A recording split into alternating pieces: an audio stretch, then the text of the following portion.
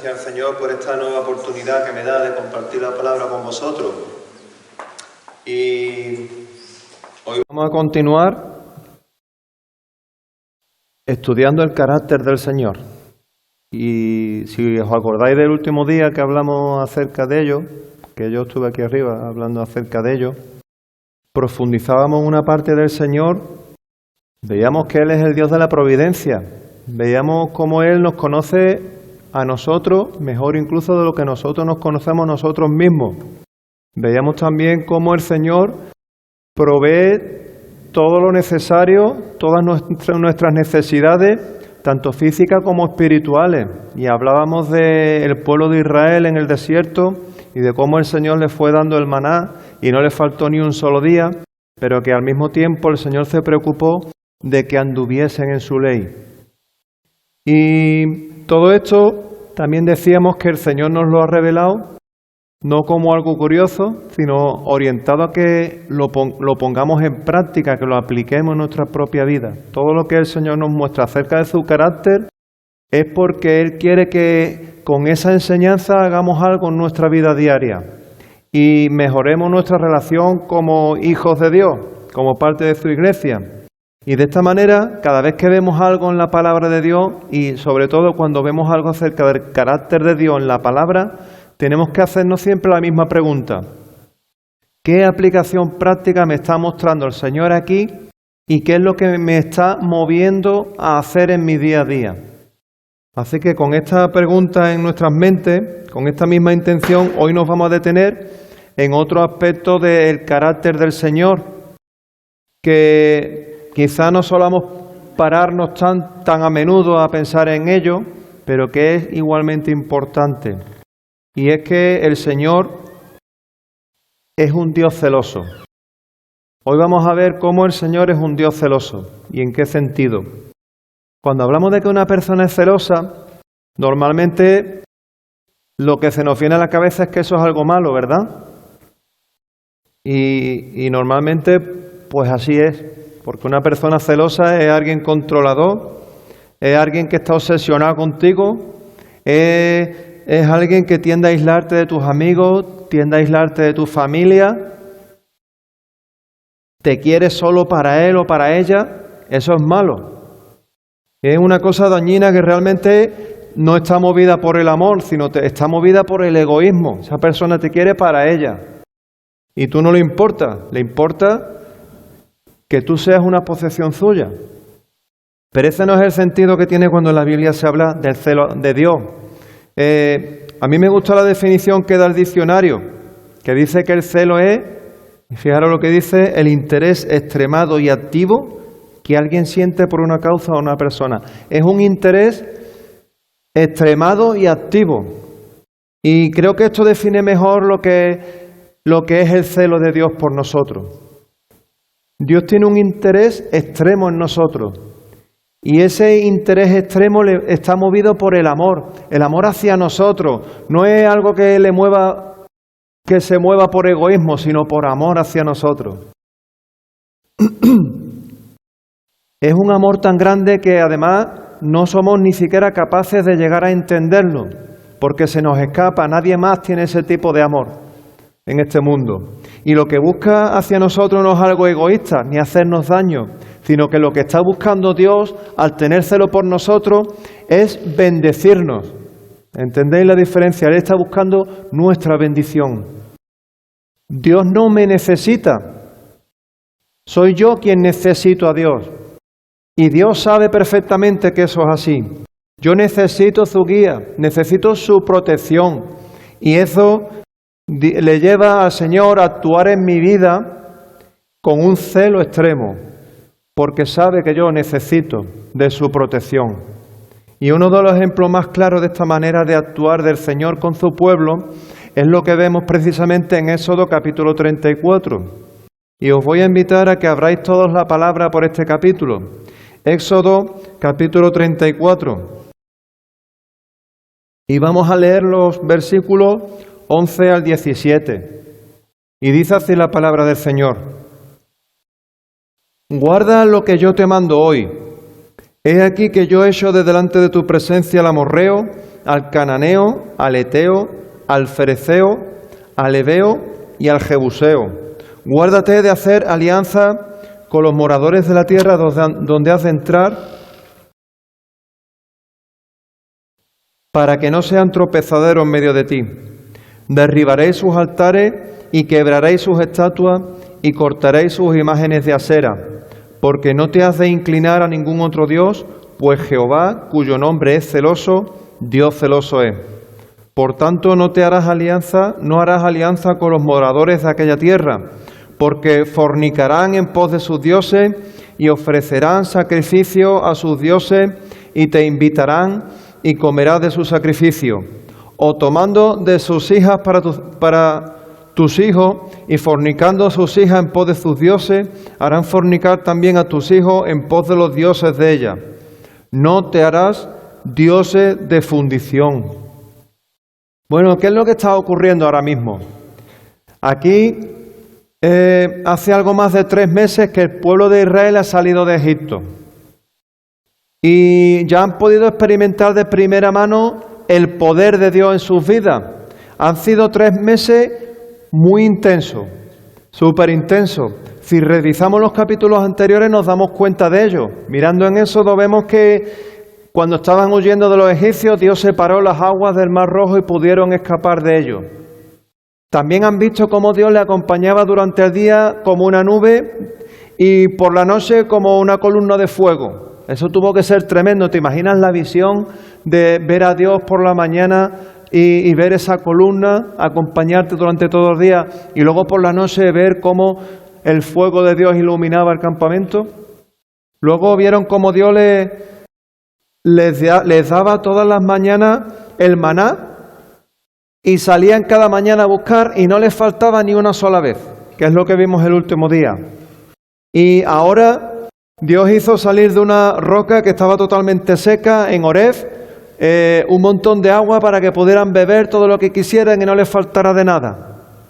Y después el Señor les dio la primera victoria en la batalla contra el rey Amalek y les dijo que si querían vencer, que Moisés levantara las manos al cielo y entonces el Señor les daría la victoria. Otro milagro tremendo. Y por último experimentaron el perdón de Dios, porque justo antes de Éxodo 34, unos días antes, habían cometido el gran pecado de hacerse un becerro de oro y adorarlo, y sustituir a Dios por ese becerro de oro. Y sin embargo el Señor les perdonó, les dio las tablas de la ley por segunda vez y renovó el pacto con ellos. Así que viendo lo que había sucedido entre ellos en estos 3 últimos meses, desde luego que era como para creer en Dios, porque habían sido 3 meses tremendos. Pues ahora mismo, justo después de este episodio del becerro de oro y del perdón de Dios, se encuentran en medio del desierto del Sinaí, a los pies del monte que tenía el mismo nombre, y el Señor les envía por medio de Moisés este mensaje que acabamos de leer. Y Él les dice que Él es un Dios celoso.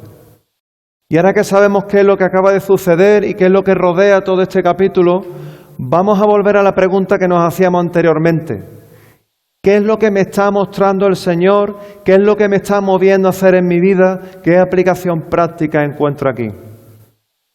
Aquí encontramos que el celo de Dios se manifiesta en medio de nosotros de 2 maneras.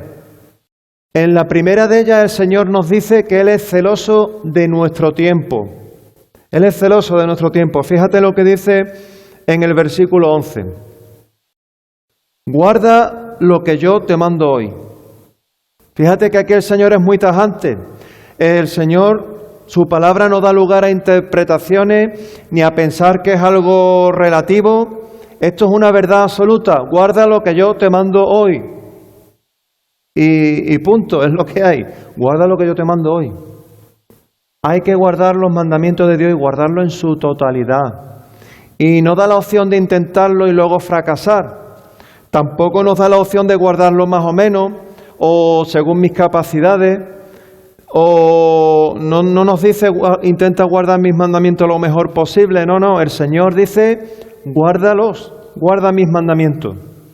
Pero también hay algo más. Para el Señor no hay medias verdades. Para el Señor no hay creyentes a medias.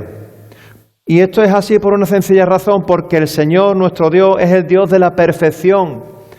Él es un Dios perfecto y su palabra refleja precisamente esa perfección. Es algo con lo que te encuentras a lo largo de toda la Biblia. No hay nada tibio. O te salva o te condena. O crees o no crees. El que no es contra nosotros, es contra nosotros. Vas al cielo o vas al infierno. Si incumples un solo mandamiento, eres culpable de toda la ley. No hay medias tintas, no hay medias verdades. Él es un Dios perfecto y su palabra refleja esa perfección. Pero por otro lado, el Señor no es alguien a quien podamos dejar en una lista de espera. Porque fíjate que Él dice, guarda lo que yo te mando hoy. Es para hoy. Cuando Él nos da un mandamiento es algo que tenemos que guardar no solo a rajatabla, sino de forma inmediata. Hace unos meses me sorprendía unas palabras que dijo el presidente actual de Argentina, Javier Milei. Él dijo que se iba a convertir al judaísmo, pero que todavía no porque no tenía tiempo. Que cuando terminara y tuviera más tiempo, se convertiría. Y yo me quedaba sorprendido. No puedes hacer esperar al Señor. Guarda lo que yo te mando hoy. Al Señor no se le puede hacer esperar. Cuando Él te da un mandamiento, cuando Él hace un llamamiento, es para que lo escuche ahora mismo. Y si le haces esperar, estás cometiendo un pecado. A lo mejor podías pensar que esto no se aplica directamente a nosotros porque aquí está hablando de la ley y está hablando del pueblo de Israel, pero no es así. Te encuentras esta verdad a lo largo de toda la Biblia. Dios es celoso de nuestro tiempo y es una característica que se aplica a todos los pueblos, a todas las naciones, a todas las épocas, a ti y a mí. En Santiago 4:17, por ejemplo, dice, al que sabe hacer lo bueno y no lo hace, le es pecado. Y sabes que Dios te está pidiendo que haga algo y le haces esperar, estás cometiendo un pecado. Esto es algo en lo que muchas veces no solemos pensar, pero que es una cosa esencial para tener una relación sana con Dios. Si sabes que Dios te está llamando a hacer algo y no lo haces porque piensas que no es el momento, que no estás preparado, que estás muy liado, es que tienes cosas más importantes que hacer ahora mismo, es que no tienes la capacidad, estás cometiendo un pecado. Porque Dios no admite el segundo puesto en ningún aspecto de nuestra vida. Segunda de Corintios 6, versículos 1 y 2. También es un pasaje que está dirigido a todo el mundo, incluyéndonos a nosotros mismos. Y aquí el apóstol Pablo dice, así pues nosotros como colaboradores suyos os exhortamos también a que no recibáis en vano la gracia de Dios, porque dice, en tiempo aceptable te he oído y en día de salvación te he socorrido. He aquí ahora el tiempo aceptable, he aquí ahora el día de salvación. Fíjate que aquí sube todavía el nivel un poco más y no te dice hoy, dice ahora. Cuando el Señor te llama a hacer algo, te llama a creer algo, te llama a seguirle de alguna manera, no puedes dejarlo ni siquiera para esta tarde. El momento es ahora, ya mismo. Ese es el nivel de exigencia de Dios. Hasta ese punto Él es celoso de nuestro tiempo. Así que te invito ahora a responder a esta pregunta. ¿A qué te está llamando Dios en este momento? ¿A qué te está llamando? Quizá te esté llamando a aceptarle como tu Señor y Salvador si aún no lo has hecho. Puede ser. Pues el momento de hacerlo es ahora. Pero si ya formas parte de tu iglesia, ¿a qué te está llamando el Señor? ¿En qué aspecto de tu vida te está llamando a darle todo y no lo estás haciendo? ¿Qué dones te ha dado Él? ¿Le estás dando buen uso? ¿Hay algún aspecto de ese llamamiento que puedes estar descuidando? ¿Estás cumpliendo con el nivel de exigencia de Dios? ¿Te dirías bien buen siervo y fiel si te lo encontraras delante tuya en este momento? ¿Te diría bien buen siervo y fiel? Así que sea cual sea tu circunstancia, yo te animo a no hacer oídos sordos al llamado de Dios. Porque es un llamado urgente. En el versículo 1 de 2 de Corintios 6 que acabamos de leer, hay un detalle importante. Dice: os exhortamos a que no recibáis en vano la gracia de Dios. Dejar las cosas de Dios para más adelante, no tomarnos en serio a Dios cuando nos llama o nos pida que hagamos algo, no darle la prioridad en mi vida, es desperdiciar la gracia de Dios.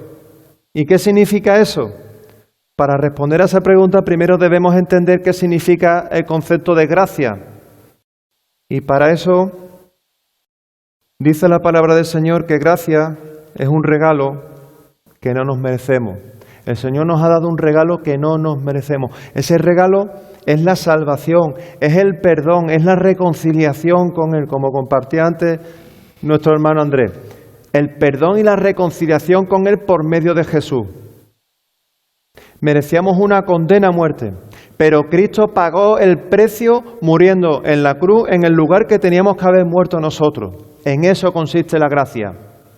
Ahí está el regalo. Sabemos para qué sirve, pero un regalo no vale absolutamente para nada si no lo acepta. Recuerdo que a mi madrina le regalaba muchas colonias y es curioso porque no solo le pasaba a ella, a todos nosotros, cuando no sabemos qué le gusta a alguien y nos toca ir a un cumpleaños y decimos, bueno, ¿qué le regalo? Una colonia.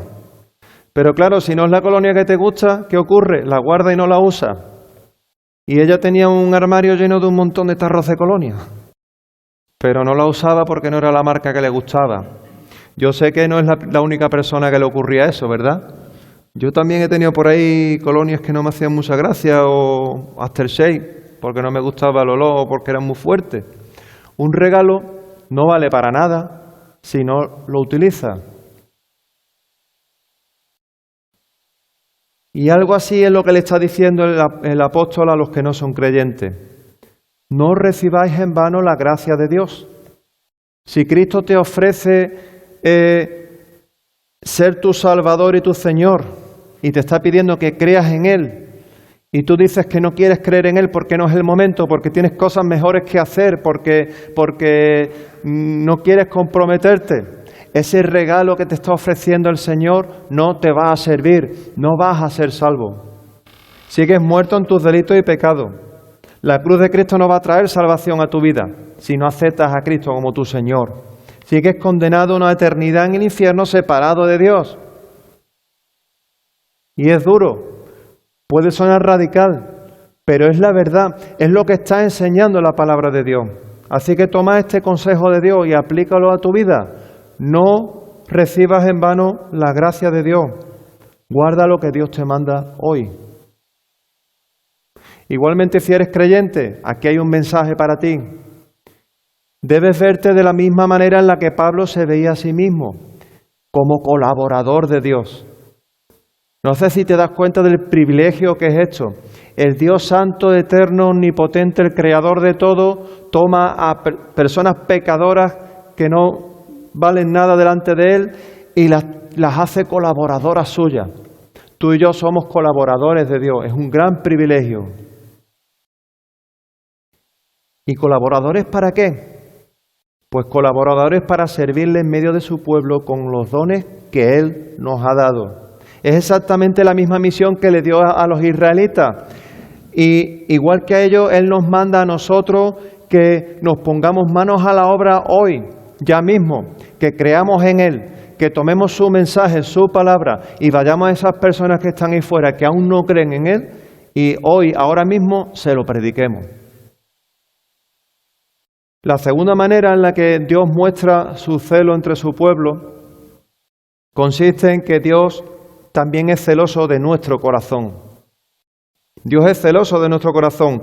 No podemos entregar a Dios nuestro tiempo si primero no le hemos entregado nuestro corazón. Lo segundo es consecuencia de lo primero. No eres salvo por hacer muchas cosas para Dios, sino que haces muchas cosas para Dios porque primero Él ha transformado tu corazón y te ha salvado porque has aceptado a Cristo como tu Señor. ¿Ves la diferencia? Y eso es lo que busca el Señor en su pueblo. Él busca corazones transformados, que sean solo para Él. O en otras palabras, El Señor lo que está buscando son corazones santos. Igual que Él demanda un pueblo santo, Él demanda ahora que nosotros, su pueblo, tengamos corazones santos, dedicados a Él. Y Él no comparte ese lugar con nadie. Volviendo a Éxodo 34, continúa diciendo el versículo 11, «He aquí que yo echo de delante de tu presencia al amorreo, al cananeo, al eteo, al fereceo, al heveo y al jebuseo». Fíjate cómo el Señor tomó a todos los pueblos que vivían en la tierra prometida, ese lugar donde los israelitas se iban a establecer como nación en cumplimiento de la promesa del Señor. Y el Señor los sacó de allí para que no tuvieran ningún tipo de contacto con ninguno de ellos. Nada, cero. Les estaba mostrando que para ser un pueblo santo tenían que cortar de raíz todo tipo de relación con esos pueblos que no querían saber nada de Él, con los pueblos que les rodeaban, porque eran un peligro para Israel. Y ahora les va a explicar punto por punto en qué consistía esa misión de separarse de todos ellos. En primer lugar, vemos que no era suficiente con no seguir sus costumbres. Bueno, yo dejo que estén por aquí, pero no hago lo mismo que ellos. No era suficiente eso. Además de eso, tenían que eliminar por completo la relación personal con ellos. Dice el versículo 12, «Guárdate de hacer alianza con los moradores de la tierra por donde has de entrar, para que no sean tropezaderos en medio de ti». Mirad la manera en la que Dios veía a esas naciones. Las veía como un tropiezo para su pueblo. Su manera de pensar, su manera de actuar, su manera de vivir, su filosofía de vida era destructiva, porque era una manera de vivir de espaldas a Dios. Y Dios quería preservar a su pueblo de todo eso.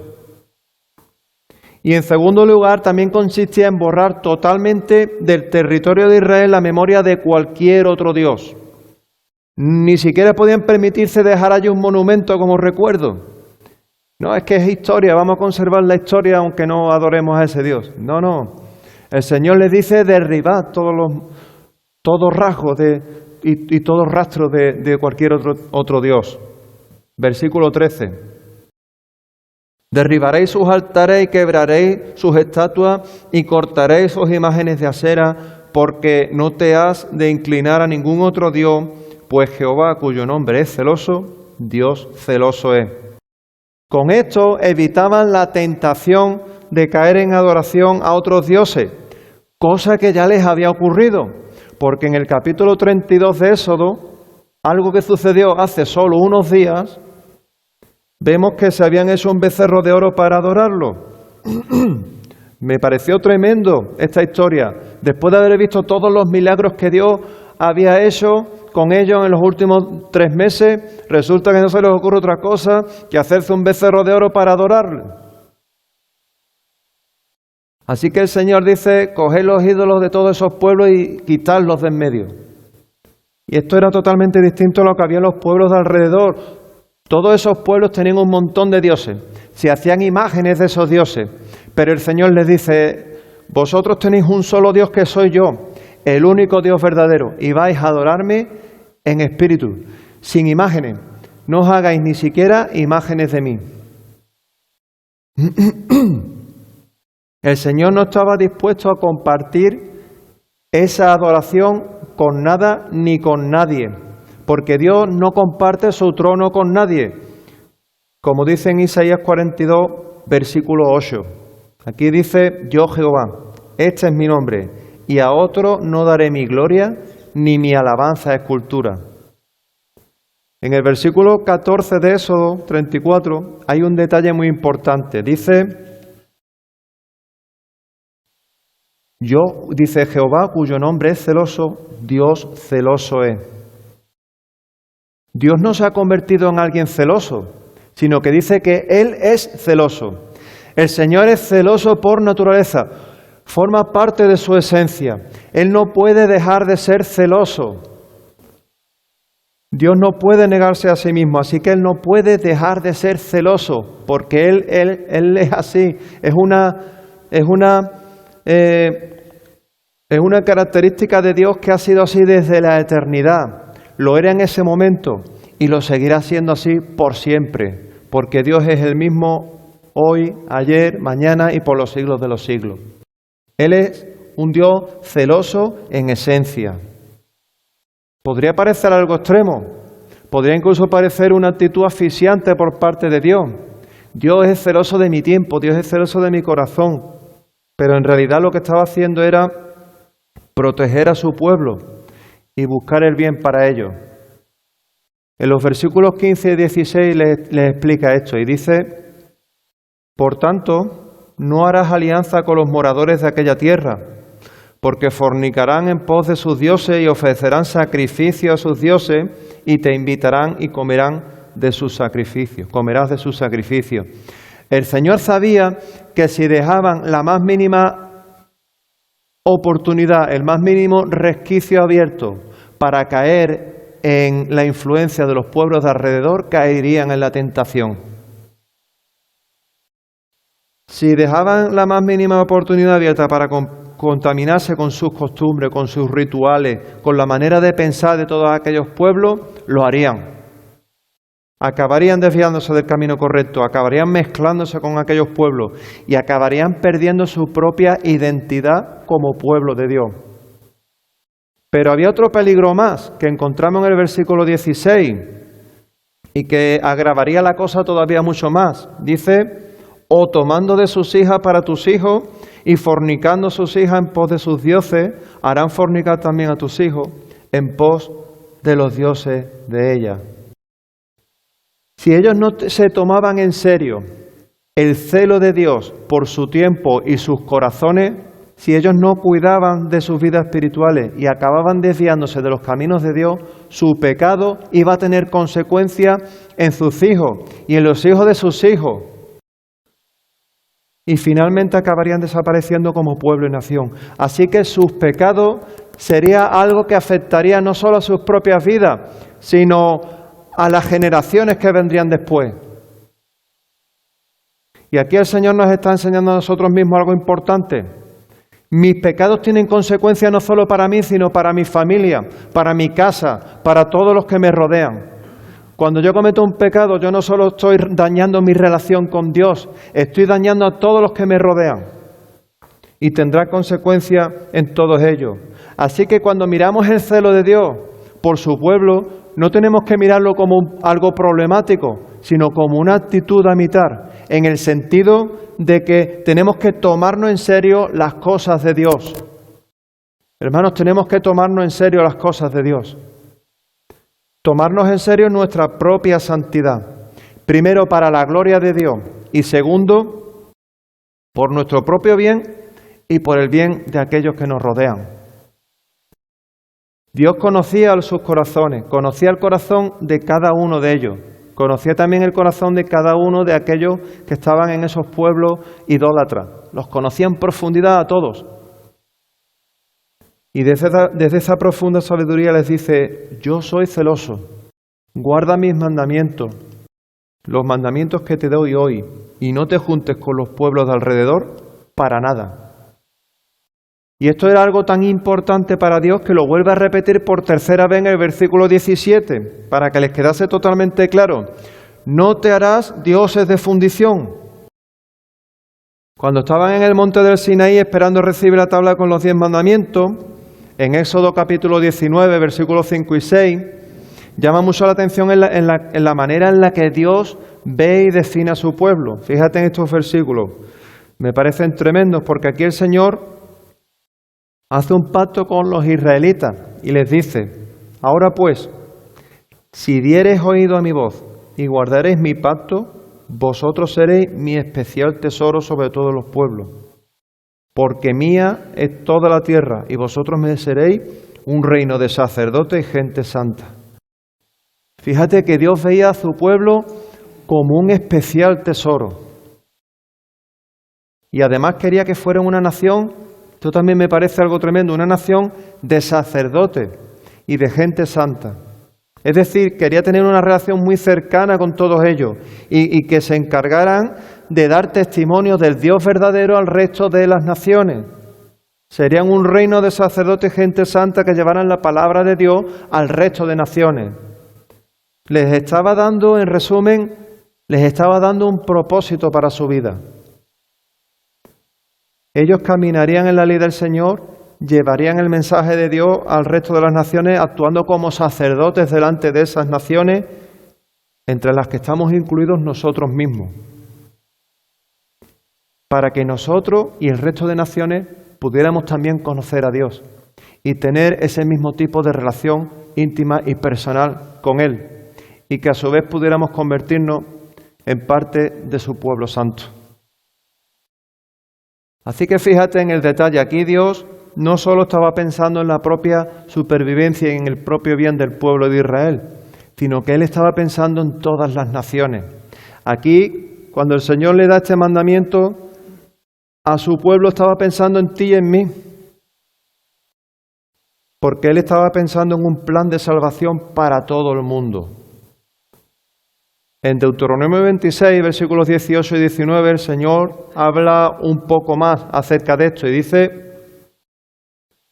«Y Jehová ha declarado hoy que tú eres pueblo suyo, de su exclusiva posesión, como te lo ha prometido, para que guardes todos sus mandamientos, a fin de exaltarle sobre todas las naciones que hizo para loor y fama y gloria, y para que seas un pueblo santo a Jehová tu Dios, como Él ha dicho». Fíjate que la mirada de Dios no estaba puesta exclusivamente en el pueblo de Israel, sino en todas las naciones. Él tenía un objetivo mucho más amplio. Israel sería un instrumento de Dios para dar testimonio a todas las naciones. Ese loor, esa fama, esa gloria de la que habla aquí, sería un reflejo de la propia gloria de Dios que tenía que manifestarse en su pueblo en forma de vidas santas. Santo significa apartado para Dios. Dios quería que su pueblo fuera un pueblo apartado para Dios, con el propósito de ser testimonio al resto de las naciones, para que todos pudieran conocerle. Y además dice que Él exaltaría a ese pueblo santo, porque el Señor, mostrando ese celo hacia su pueblo, no estaba siendo egoísta. Él lo que buscaba era exaltar a su pueblo, bendecir a su pueblo, hacerle bien a su pueblo. Ahora bien, y esto es esencial, lo que hemos visto en Éxodo 34 conecta directamente con la persona de Jesús. Y es importante que veamos de qué manera lo hace. Porque aquí el Señor no solo muestra un celo protector por el pueblo de Israel, como hemos dicho, o un amor verdadero hacia Israel, sino a todas las naciones, hacia todo aquel que crea en Cristo como su Señor y su Salvador, venga de donde venga. El Señor unos siglos atrás, en Génesis 12, le prometió a Abraham dos cosas. Le prometió que multiplicaría su descendencia, esa descendencia era el pueblo de Israel, y que en él serían benditas todas las familias de la tierra. Mirad lo que dice en Hechos capítulo 3, versículos 25 y 26. Aquí está Pedro en el templo predicando a los israelitas y explicándole en qué consistía esa promesa hacia Abraham y qué implicaciones tenía no solo para ellos, sino para todo el mundo. Entonces aquí Pedro les dice: «Vosotros sois los hijos de los profetas y del pacto que Dios hizo con nuestros padres, diciendo a Abraham: en tu simiente serán benditas todas las familias de la tierra. A vosotros primeramente Dios, habiendo levantado a su Hijo, lo envió para que os bendijese, a fin de que cada uno se convierta de su maldad». Lo que nos está diciendo aquí es que esa promesa que Dios le hizo en su momento a Abraham, de que en él serían benditas todas las familias de la tierra, se iba a cumplir en la persona de Jesús. En Jesús en la cruz, muriendo por los pecados de todos nosotros, de todo aquel que crea en Él. Bendición a todas las familias de la tierra que crean en Él, como su Señor y su Salvador. Esa es la puerta que Dios tiene abierta hoy para todo y cada uno de nosotros. El apóstol Pedro entendió perfectamente esta verdad bíblica y mirad la confesión que le hace Pedro a Jesús en Juan capítulo 6, versículos 66 al 68. Aquí la gente empezó a marcharse, a dejar a Jesús solo porque no le gustaba lo que enseñaba, y ocurrió esto. Dijo entonces Jesús a los 12: ¿queréis acaso iros también vosotros? Le respondió Simón Pedro: Señor, ¿a quién iremos? Tú tienes palabras de vida eterna. Eran palabras de vida eterna, no eran cualquier tipo de palabra. En esas palabras que el Señor, en esa enseñanza que el Señor les estaba dando, había vida eterna. El Señor no quería agobiarnos con un montón de mandamientos y tampoco estaba siendo egoísta diciendo que Él era celoso por nosotros. Él nos entrega su palabra para darnos vida. Él busca nuestro bien y lo mejor que podemos hacer durante este tiempo que Él nos permite estar en este mundo es guardar sus mandamientos que Él nos manda hoy, ahora, ponerlos en práctica en nuestra vida y predicarla para que los que aún no han sido salvos se añadan a su pueblo. Cuando alguien dice que tiene un celo enfermizo, dice cosas como tú eres mío, tú eres mía, vas a hacer lo que yo te diga y cosas así, está claro que lo que hay que hacer es alejarse de esa persona, porque no es sano.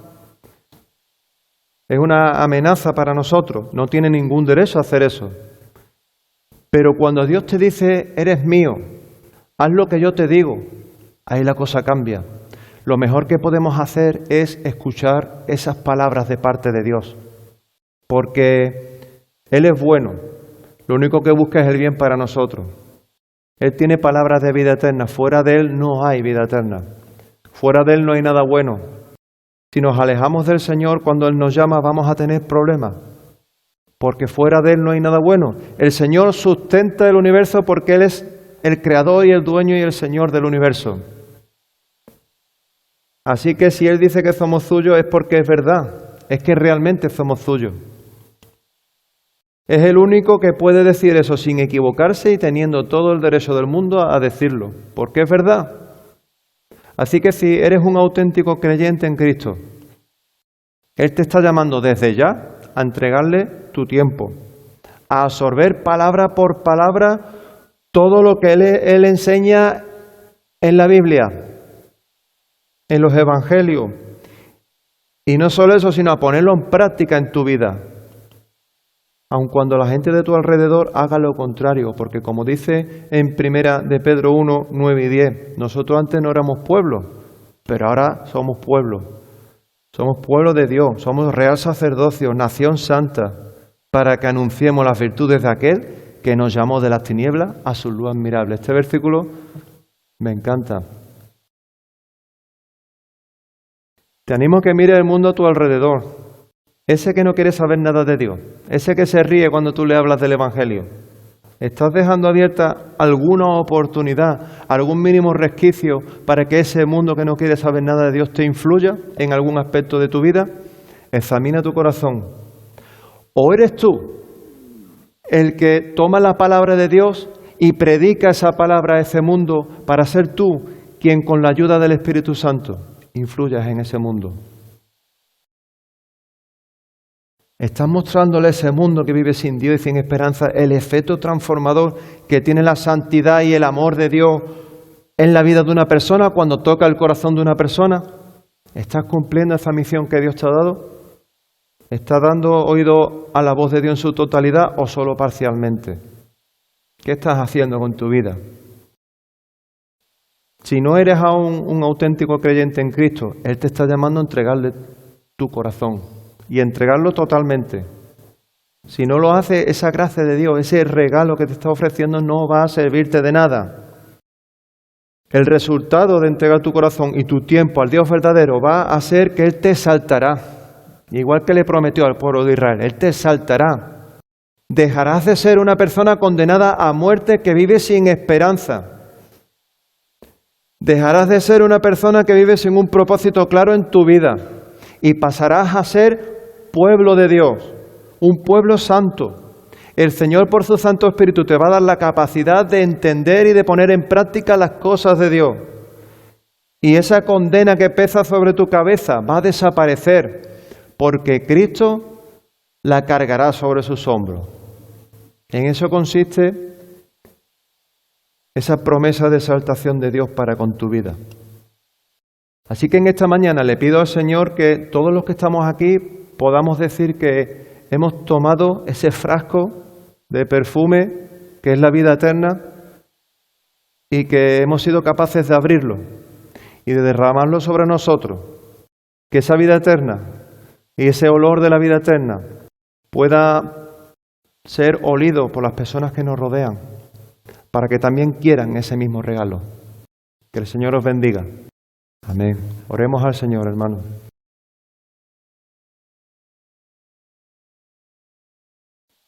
Señor Padre Santo, en esta mañana te alabamos, Señor, y te bendecimos. Te damos las gracias, Señor, por el milagro de cada uno de los creyentes que estamos aquí dispuestos a adorarte, Señor. Gracias por habernos sacado de ese mundo que vivía sin esperanza, por ese mundo que vivía condenado, Señor. Te damos las gracias, Padre, porque ahora podemos decir que nuestra vida tiene un propósito, que lo que nos espera es la vida eterna, porque sabemos también que tú cumples tus promesas. Tu fidelidad, Señor, es grande y no la encontramos en ningún otro lugar en este mundo, Señor. Te damos las gracias por la seguridad de que eso es así. Señor, queremos pedirte que como pueblo tuyo nos ayude a ser santos verdaderamente, Señor, a quitar de nuestra vida aquello que pueda estar estorbando en esa relación perfecta que debemos tener contigo. Que nos ayude, Señor, y nos muestre si en algún aspecto de nuestra vida no estamos cumpliendo con ese mandamiento, con ese propósito. Que nos ayude, Señor, a verlo y a santificar nuestras vidas, Señor. También, Padre, queremos poner en tus manos a las personas que puedan estar aquí que no son creyentes. También a las personas a las que nosotros le hemos dado testimonio y aún no son creyentes. Y a aquellas personas a las que aún no hemos llegado a predicar tu palabra, pero que lo haremos, Señor, y que no son creyentes. A todas esas personas que tanto te necesitan, que toques sus corazones, Señor. Que cada día veamos cómo se van añadiendo a tu iglesia los que han de ser salvos. Que en este lugar se reúna un pueblo grande, pero que sea un pueblo verdaderamente que haya creído en ti, Señor. Y un pueblo santo que esté dispuesto a dedicar todo su tiempo y a entregar todo su corazón para tu obra, Señor. Bendice esta iglesia, danos sabiduría, danos fortaleza cuando nos falte, Señor. En tus manos nos ponemos, en el nombre de Cristo Jesús. Amén.